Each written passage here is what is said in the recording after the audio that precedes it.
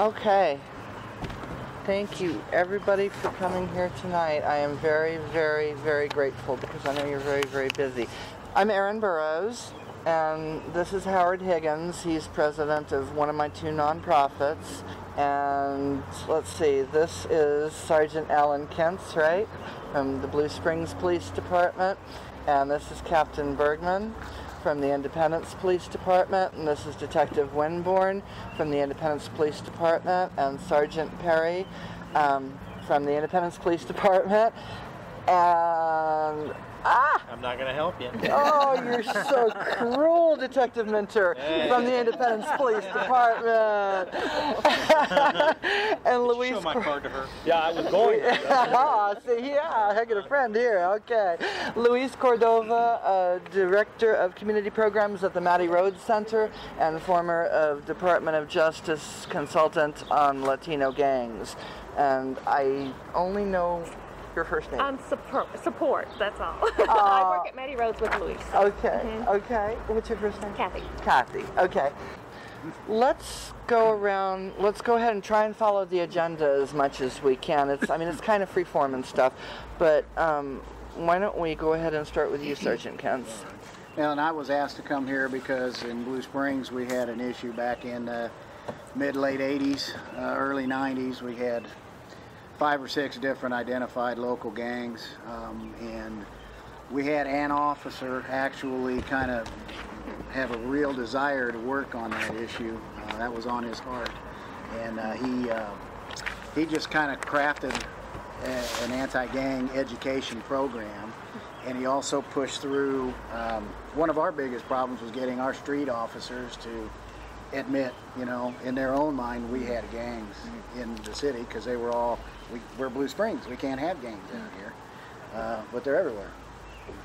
We were having them in our city from Lexington, so I mean, I don't care how big or small you are, there's going to be a gang influence in it to some degree. And this was in the 80s, right? In the late 80s. So again, what we did was with our SROs and our programs with the Youth Outreach Unit in the schools, we started an education program.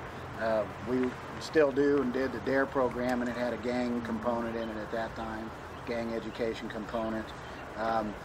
We started training and working with parents and doing evening presentations and training, trying to educate the parents what was going on.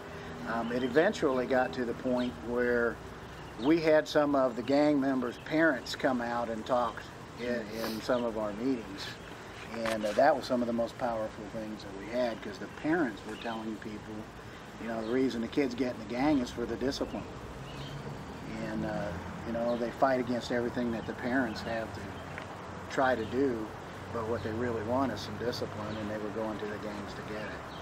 So, I mean, we did a lot of education in the community, education in the school, and then turned around and education is great and you have to have it, but you also have to couple that with enforcement of the laws. We enacted the ordinance where you got to clean up your graffiti within a certain amount of time. If somebody does graffiti, then the businesses have to or are supposed to clean it up, paint it over, get rid of it, eradicate it some way. So those are the kinds of things that we did. And eventually, I think the enforcement overtook what we had, but it got pretty wild there for a while.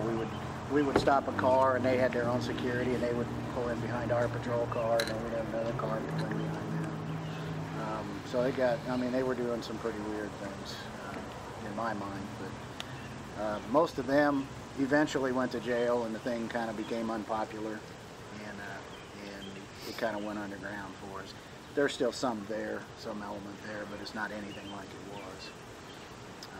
And that was, I mean, that's basically what we did. But it was just an ongoing thing that you have to have the intelligence, you have to have somebody, and that's what I think you guys are doing. You got to have the intelligence and the driving force, and then the enforcement, and then the education.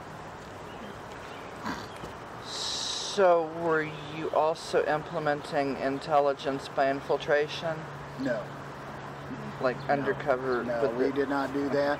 And honestly, what we found was as I was an SRO, and you could talk to the kids, and I would stop the kids and just talk to them, and I would try to do their hand signs, and of course my arthritis wouldn't let me, and they thought it was just the funniest thing in the world that they would show me their stuff, because I would talk to them, and it was just, like people, and they had a ball just showing me how to do all the things I couldn't do with my hands. So, but you learn. For the benefit of our citizens, can you explain to them what the acronym SRO stands for? It's a school resource officer. So we have officers in all the high schools, all the middle schools, and their officers in the elementary schools. Great. Okay.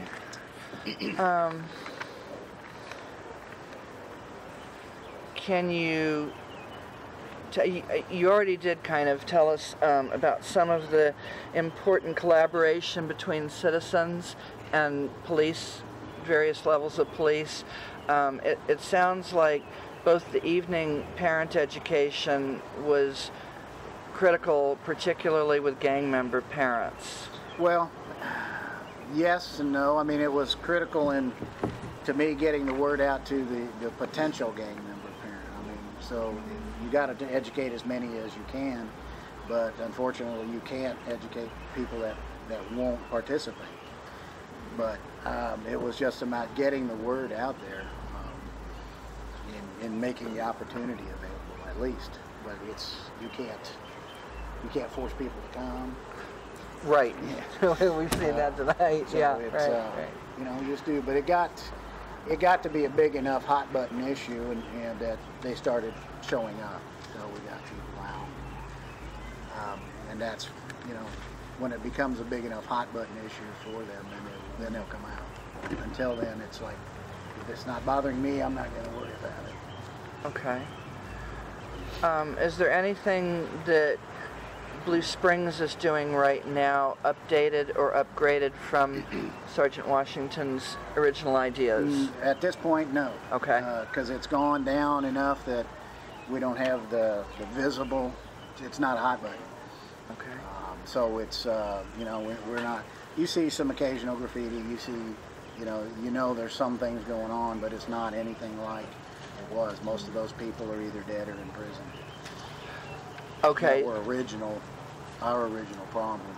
And so that would be in part attributable to the original program when there was more of an issue? Yes, yes. So that could be considered effective, what was done in all the different levels, because you're not having some of the intensity of problems that a lot of the rest of us are right now. Right.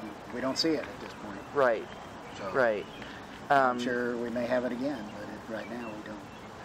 Okay, because and when it becomes your turn, Mr. Cordova, maybe you could explain about migration and migration patterning and things like that, and we can talk some more about that.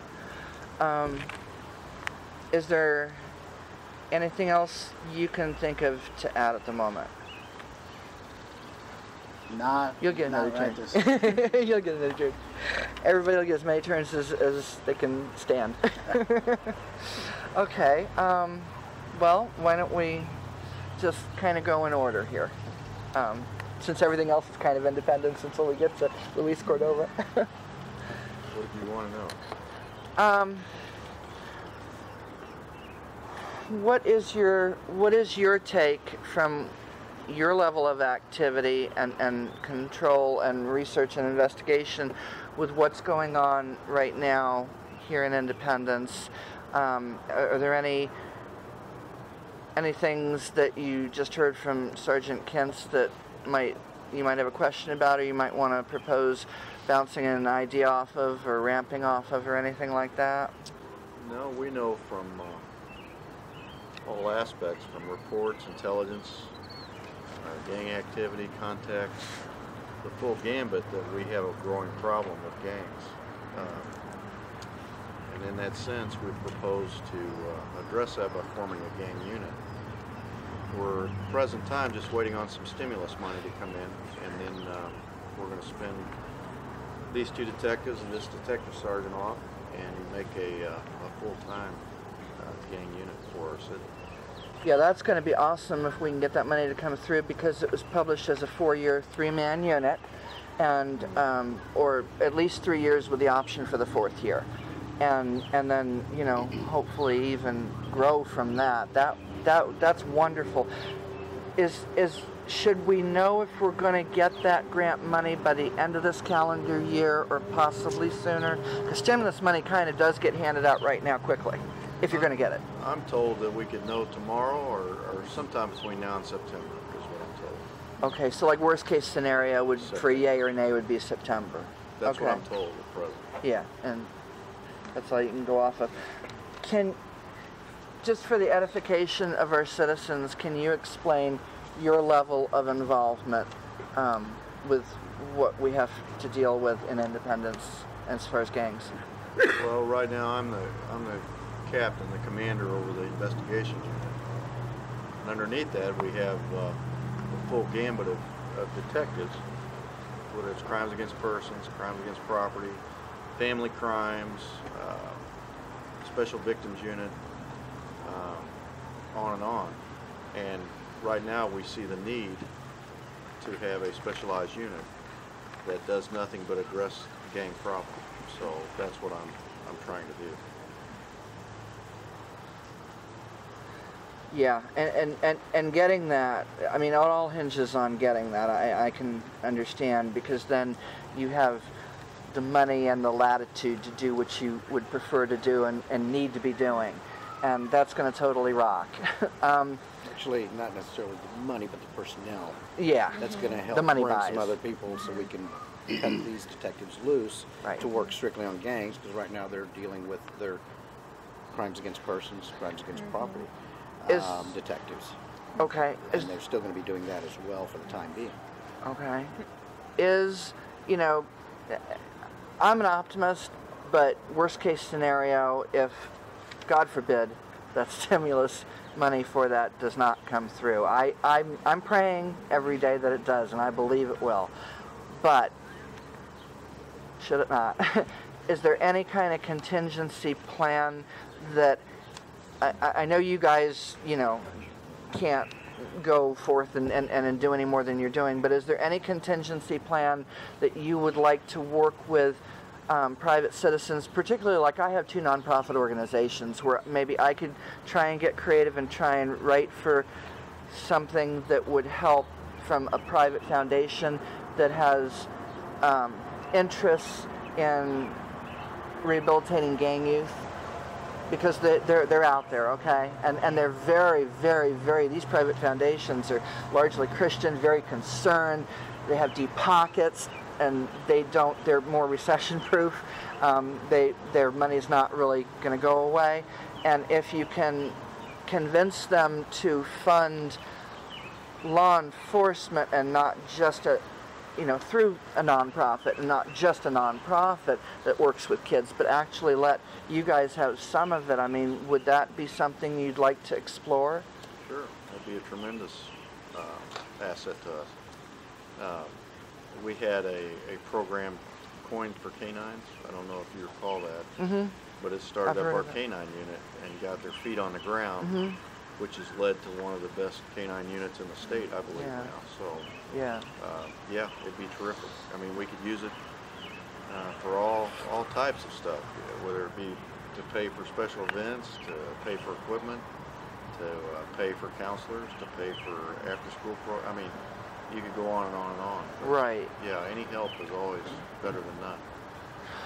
Well, and the only reason I asked this, if my team, with my nonprofits, were to branch out a little more creatively, one of mine helps people with finding employment and improving their employment situation, and it's not limited to adults. So, you know, you could tie it in with a concern of rehabilitating the gang mentality to create a highly employable person who already is intelligent but is channeling that intelligence that they have in a negative way to bring them around to a more positive way, and then they could come see us at CSH at Career Search Hotline, and then we could help them, you know. There may even be some employers who may be able to get some kind of, just like when you hire an ex-convict, you get a benefit tax-wise, a tax break. So perhaps if we can find out from the Internal Revenue Service if they would also get a tax break for, say, rehabilitated gang members who are now wanting to be productive citizens and contribute, maybe we could do it that way. The other nonprofit that I have deals with public transportation, and that may take a little more creativity to tie in, but you know, perhaps we could find a way to tie that in as well. You know, perhaps rehabilitate them to do something that has something to do with that, because that goes to also to pro-green and pro-energy issues. So you have some latitude there, and you know, we'd certainly be willing to at least try it if you guys want to, you know, collaborate like that. Well, it would be a separate level than us. We're the law enforcement level, and we like to stick with that. Leave the other to the experts. So, Right. Like I said, any help is good help. Okay. Okay. So that's something we can at least try. You know, I mean, the worst that can happen is they say no. You know, but you don't know if you don't try, and I've found that to be true, you know, so often. Okay, Detective Winborn. Hello. AKA Cordova. Welcome to the hot seat. Well, I just want to make something clear that if this gang unit doesn't get kicked off with the stimulus money, I mean, we've got a great group of investigators that are still going to be working, whether it's our property crimes or crimes against people. They're still going to be involving the same perpetrators that are the gang members themselves, you know, for the most part. So we're still going to be out here and we're still going to be doing our job, whether or not we get the stimulus money or not. Stimulus money would just make it easier for you to Absolutely. narrow your focus. So we don't where- have to wear different hats, you know, Sure. for that matter. Sure, that makes That's sense. really all I wanted to say about it. So that's really all I can say about it. Forrest Gump, and that's all I have to say on that. That's good. That's good, though. Careful, you got your cap next to you. That's right. Okay, Sergeant Perry. Yes. No. Do you have anything that you would like to? Well, just basically just to say that it's in its infant stages right now. It's in a planning stage. We're trying to get up and running.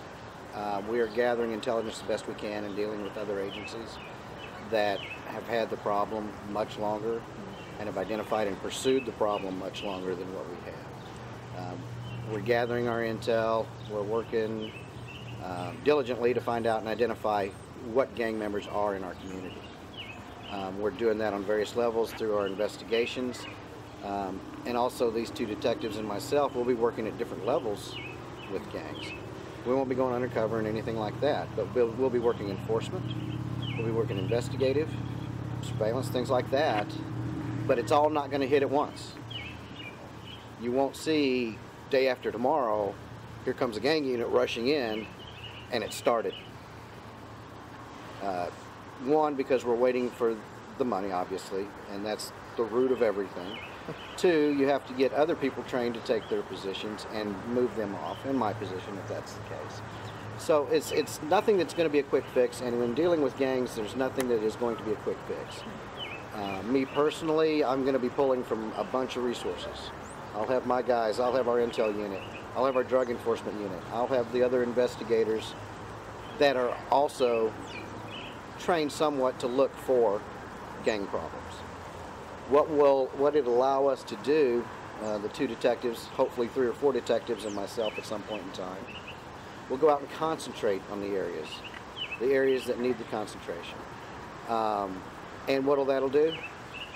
Could do a couple things. It could open a void. More gangs can come in. If we throw everybody in jail, more gangs can come to fill that territory. It can move them out to other areas of the city. Or, I hate to say this, but it could move them out to Blue We're Springs, trying to push them. We're trying to push them to Green Valley. which is exactly what's happening with the migration from Kansas City to Independence Sure. and Raytown and all the others. Sure. And that's something that goes without saying. And what Sergeant Kent was saying, they don't have the obvious signs of graffiti everywhere and everything else. That doesn't mean that they're not there. Correct. Some do go underground, like is what he has said. It's becoming less fashionable to mark, to wear the colors and everything else, and that's where your intel comes in. Is to identify and then go forth and conquer, per se. But it's not going to be something that you jump on the street and you see an immediate fix. That's not going to happen. Right. The school resource officers, the DARE officers, the families, all of that has to come into play. It's not just a bunch of cops going out and running roughshod. Like in That the doesn't- movies. Yeah, no. Right. And even with commercials, it doesn't fix it in an hour. Right. Right. So that's something that we are working on, and we're going to go in with a plan, with a strategy, and a direction. We're not just going to go in and say, all right, we're going to arrest everybody on the street because they're there. No, we're going to go with a strategy, and we're going to target some people, and hopefully that'll start rolling with some things. But it could be September, it could be October, but we're working towards that, and that's what we want you to know, is we're working towards something. And it may not be something that just automatically, all right, yay, they're here, it's going to be fixed. That's not going to happen. Migration in 1987, when I moved to Missouri from California.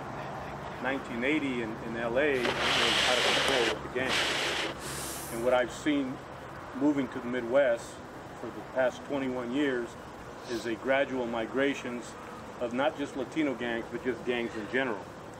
But what I've seen here in Kansas City, Missouri, is a large increase in gang activity as it relates to Hispanic gangs. Right now, according to the East Patrol Division of Kansas City, Missouri Police Department, there are 763 identified gang members in just the Northeast area. That's just Northeast. 765 identified gang members, meaning that these are probably young men and women who have been caught and have been put on a roster. That's how they identify them, how they track them. There are approximately 60 subsets of individual gangs. And I was showing this list to Erin, and she was going through the list of all the gangs that had been identified, and she was saying, well, I know that one, I know this, I've seen some of the graffiti here in Independence, Missouri. Well, yes, that's the case. For the past 3 years, I've seen the migration pattern from the west side of Kansas City to northeast Kansas City and now to Independence. I've gotten calls from Independence, Missouri saying, what do we do? And I had suggested to Erin and her team to begin talking about this issue. Come as a community and decide what's best for your community. Independence is different than the Kansas City area, than Blue Springs, and wherever you send your gang problem. I don't know where they're Green Valley, I don't know. Yeah, right. But it seems to me that we're looking at a Band-Aid approach to a problem that has been here in the United States for many years. If you go back and do your history review, gangs have been around since the early 1800s. New York City, if you've seen the movie Gangs from New York City, and it was about religion and it was about language with the Irish.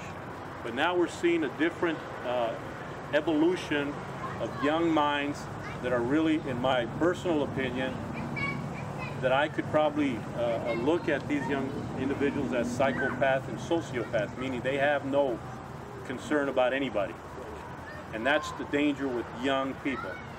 I'm not so worried about the OGs, the original gangsters, the older, because they're already in their stages of, well, I want to retire, I don't want to get involved, I don't want all of this stuff. It's the younger kids now that we have to worry about.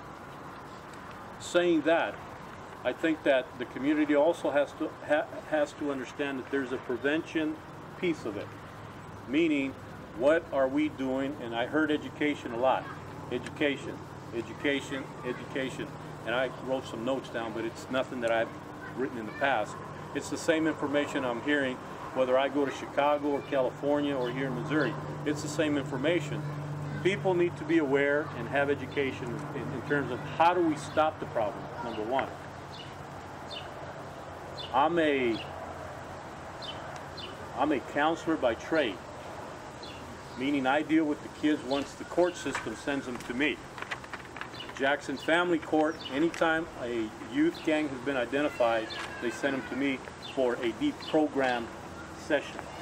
It's not one session, it's a year to 2 years of hard, intense counseling to begin working at changing upstairs, changing the cognitive, and then hopefully changing the behavior. I believe what you hit on is parent education. We need to begin working with our parents. We need to be open. We don't need to shun people away, because that's, in my own personal opinion, based on my experience, is something that we tend to do with young kids that are involved in gangs. Something happened to that kid while he was growing up or she was growing up to become that way. That's what I work on, trying to find out why they're this way. I do believe that if we begin a discussion around what will work and what won't work in your community, that's a starting point. Thank you for inviting me. When I come to Independence, this is my community as well. I live in Warrensburg, Missouri, but I work in Kansas City. And some people say, well, you're not part of our community. I would tend to differ, because I live 60 hours a week in this community, working on issues just like this, working with law enforcement, working with programs and churches. And I like your idea, Aaron, about involving a non-for-profit or foundation to assist with some of the efforts. Suppression, prevention, intervention, and ultimately provide young kids with something to do. I don't know, when you were growing up, what we did is, I remember being involved with boxing, being involved with sports, being involved with all these things. Where are they here? Do I see soccer teams available? Yeah, they are soccer teams, but not enough. So all I'm saying is that we need to come together as a community, share the information that we have, that we know, and knowing that they're moving somewhere. Every time a parent moves because it's too hot of an area, they bring the seed and they plant it here. Where's the intervention work to change that behavior? You bring the kid with the family, right? They come and live in your community and they plant the seed. SRO officers, excellent. I like your approach. My past, I was a police officer in California when I moved to Missouri. And my approach was simple, very simple, is making that interaction with that kid. Show me how to do your gang signs. And that's how you start. And that's an intervention, because that officer, the sergeant, the captain, whoever, is trying to change that young person. And that young person, all he needs is the father or a grandfather. I pointed to me, grandfather in my case, right? Or a grandmother, because you can change that young man with love, respect, and guidance. Those are the ingredients for that cake to rise, right? Ingredients: love, affection, and a home, because most of these kids don't have a home. Parents are drug addicts, using, abusing, sexual abuse, violence in the homes, no discipline, unstructured life. What do you expect from this young kid? We blame them a lot. What we should blame is us, the adults, okay? I set the example. I don't speak out of my ear. I'm trying to be nice. I don't. I set the example. So I talk to the kids and I don't shun them. Like you said, Aaron, let's talk about it. Anyway, if you have any further questions, I'm here. I'm here for Aaron. You know my phone number. I'm very busy. You can ask Kathy. I'm never around. I'm always running from program to program. But I thought this was important enough for me to be here, because this is my community, and I am starting to see the migration in Highway 24, 23rd Street, Independence, 23rd Street in Sterling. There's some hot spots that I'm beginning to see, and all I have to see is read the graffiti, and you have them here. But that's all I have, Aaron. If there's any questions you might have, then go ahead. Yeah, that's shoot from the hip. That's No pun intended. I have a gun. Right. Let's make that clear. Yeah, that was awesome.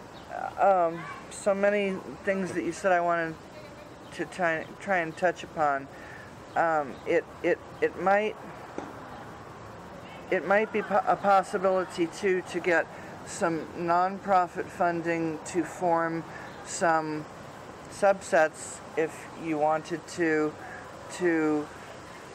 get more intervention with the gang members and their parents if they're available and not out in a crack house somewhere. Well, Aaron, here's something that you talked about. OJJDP, Office of Juvenile Justice Delinquency and Prevention. Yeah. Their federal grants involve community, law enforcement, churches. In other words, they like to see a grant come in with all the partners involved, community members, community organizations, churches. That's how they approve grants, because right now the grants are all collaborative centered, meaning that everybody has a piece of the pie in this community. It's not just law enforcement. They have a specific job to do, but it doesn't mean it's not part of the entire plan. So in working out some of these grants, you have to be very strategic about how you write them, but you have to involve the community, and the community has to back you with that. If they're not backing you with that, it's not going to work. So I know you're an advocate. You advocate these things, but we need that sales tax, because Combat passed the sales tax, and it's working fine. Yeah. Talk to the administrators up in Jackson County. Don't reinvent the wheel.